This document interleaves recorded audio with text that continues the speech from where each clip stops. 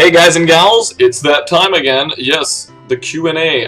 Sorry I am releasing this on Friday. It's Friday, right? Oh my god, yeah, it's Friday. I intended to, of course, release videos. I aim for Tuesday, Wednesday, but Tuesday actually might be a bad idea to promise such a thing because that's when everybody wants to log on and get their points, and I play like 5 characters, so I am usually very occupied on Tuesdays, so I apologize for the delay on that. I'll probably aim for Wednesdays and Thursdays for my regular uploads, and I do not like getting behind and doing it on Friday like this. I'm so sorry. So, jumping into the questions and answers. First of all, I'd like to say again, I did mention this before, but to get your video answer or your question answered on video rather than just in like a reply email, or sometimes I have to ignore some questions just for the fact that if they're big questions and stuff, I just don't have the time to go through and answer all of them because I'm getting a decent bit of emails with questions. So, and I do appreciate your interest in the Q&A. So, for starters, I wanted to say, if you keep your questions short and simple, I'll use the more short and simple ones on these videos so I don't have to drag it on too long. If you want to ask more like complicated questions, more in-depth like strategies like this comp versus this comp and stuff like that, I highly suggest you check out skillcap.com because it's too much of a burden for me to answer all of these plethora of questions by myself, although I try to answer as many as I can with my free time. But there's a lot of other contributors and awesome like members of Skillcap who like to share knowledge and everything. It's a really cool community full of people that are very helpful, you know. I definitely recommend checking that out, and I have a link for you to register. It's like an affiliate link.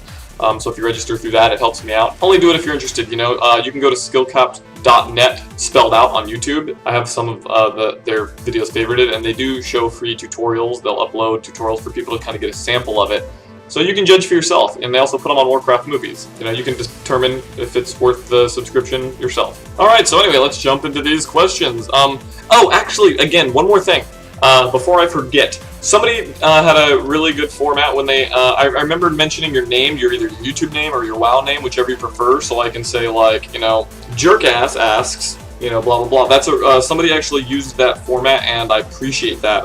Moriel asks. So I would actually prefer that format, just so it's a little more personal, because I feel like you might forget, you know, what question you ask specifically when I show it if your name is not listed, so you might be watching these videos and be like, wait, did I ask that? I think I asked that, you know.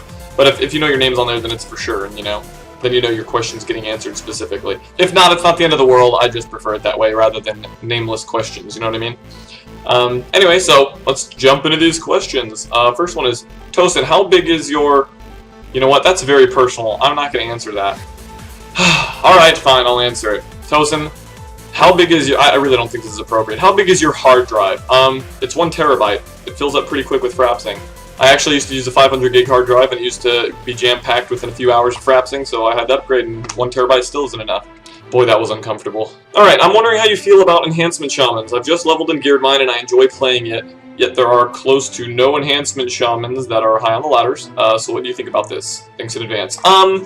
Enhancement shamans aren't bad. They got buffed, and their problem is like Stormstrike, I believe, is physical damage. So they're kind of like BM hunters in the sense that they're pretty damn strong when they're hitting a Clothy, but their damage isn't versatile because it's not magic. So that's kind of an issue with it. I actually think enhancement shamans aren't that bad. It's just they're kind of like hunters and warriors right now in the sense that they're really hard to fit in. You know, you have to determine what their niche is. The niche for enhancement shamans is disruption.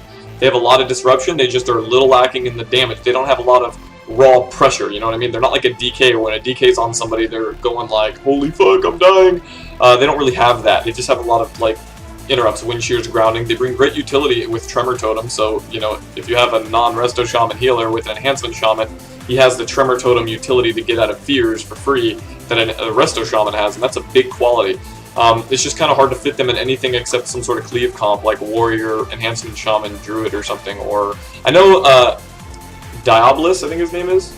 He's a Skillcat member, though he hasn't really made many videos. I know he's had pretty good success with Warrior Enhancement X, I think. They probably need a little bit more damage, but to lose a little bit of the wind shear disruption, because they're really hard to balance with all that disruption, because they break casters' ability to cast with the little wolf stuns, the short cooldown on wind shear, groundings, and then tremoring out of fears. They're really hard to control and deal with, so if they did too much more damage, they'd be a fucking nightmare. So I say stick to it if you enjoy it. I think enhancement shamans can easily get 2200, that's for sure, and beyond. I've seen it plenty.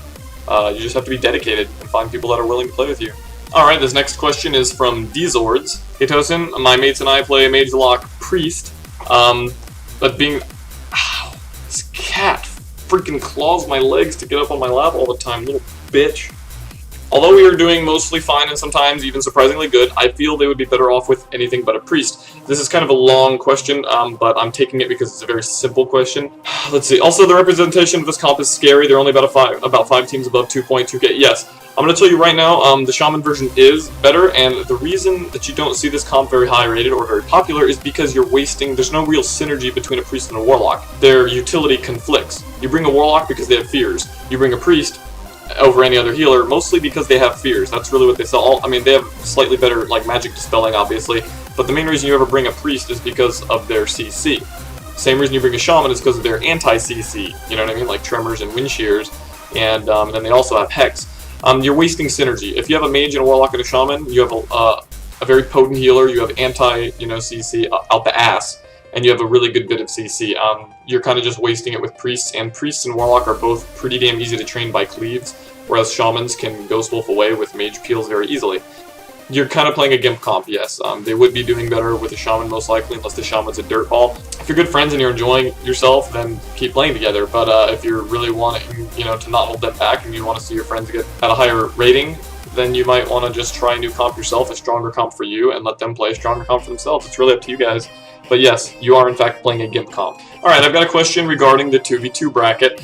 As a player who really likes the 2v2 bracket, having gotten glad multiple times from 2v2 in Burning Crusade, I've just been devastated at the state of the bracket since Cataclysm. With no more titles in general for 2s, it's almost a non-issue to balance it, and people just run rampant Flavor of the Month cleaves, now turning the bracket into a chore to play games. Yes, about 2s.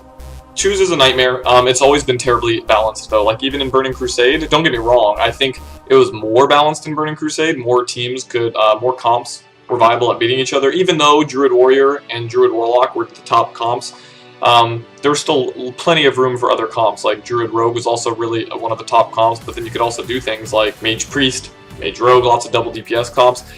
Right now, I actually think the 2v2 bracket is really fun from a double DPS perspective. I think double DPS versus double DPS right now is extremely fun because I feel like more classes got filled in, their utility filled in, more utility than they had in the past, and a lot of self-healing makes double DPS versus double DPS very dynamic compared to what it used to be. I find it very fun, even if the pace is really fast. From a healer DPS to healer DPS perspective, yes, it's a fucking nightmare. I mean, healers are designed to be able to heal through 2 DPS actively. So like in a 3v3 match, you usually can't just kill somebody through heals. Sometimes you can when certain classes get out of hand with their burst, like Frost DKs and stuff. Sometimes, yes, you could just blow through somebody's health with the heals, but typically it requires 2 DPS being on a target and a CC on the healer. They're designed that way, and when you're playing 2s, you're eliminating 1 DPS, and now the healer is going to have a much easier time healing through it. So I would never actually consider playing healer DPS in 2s, ever. I will only play double DPS in 2s, period, because I don't like 40-minute matches. Yeah, that's the way I feel about it. Honestly, it's a really fun place to fuck around, try new things. It can be very fun. Double DPS, I have a blast in 2s, to be honest. I mean, sure, when you fight Holy Paladin Feral or Priest Feral over and over, it can get very frustrating. I still think it's a very fun thing to do with one of your best friends in the game. So, I say play it for fun, don't take it too seriously. It's never going to be balanced, it never was to begin with, even if it's in a worse state than it used to be. You also said, P.S. Mulan is greater than Emperor's New Groove. Okay, Mulan can suck it, because Emperor's New Groove is the best Disney movie ever made, so suck it.